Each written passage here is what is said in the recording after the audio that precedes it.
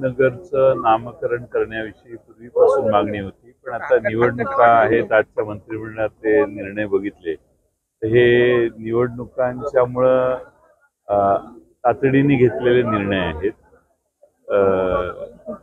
आम्ही या निर्णयाचं स्वागतच करतो, पण आता निवडणुका आल्यावर त्यांना सगळ्यांची आठवण व्हायला लागली, हेही तेवढंच खरं. आता निर्णय घेतल्यानंतर त्याचं श्रेय घेण्यासाठी अनेक जण पुढे येतील, पण अंमलबजावणीकडे नेहमीच दुर्लक्ष होतं. मला सरकारला विनंती करायची आहे की त्यांनी अंमलबजावणीत देखील शीघ्रता दाखवावी.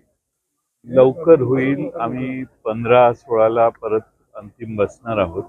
मला वाटतं त्या दरम्यान आमचे बरेचसे निर्णय होतील. काही अडलेलं नाहीये, फक्त जाहीर कसं करायचं एवढ्यावरच अडलंय. तसं नाही, प्रकाश आंबेडकरांच्याशी 1-2दा चर्चा झालेली आहे. म्हणजे आम्ही काही ऑफर केल्या आहेत, त्यांनी त्यांचं पत्र पाठवलेलं आहे.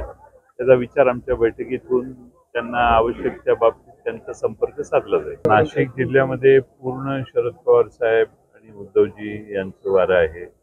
नाशिक जिल्ह्यातल्या दोन्ही जागा लोकसभेच्या या महाविकास आघाडीकडे झुकतील याची आम्हाला खात्री आहे.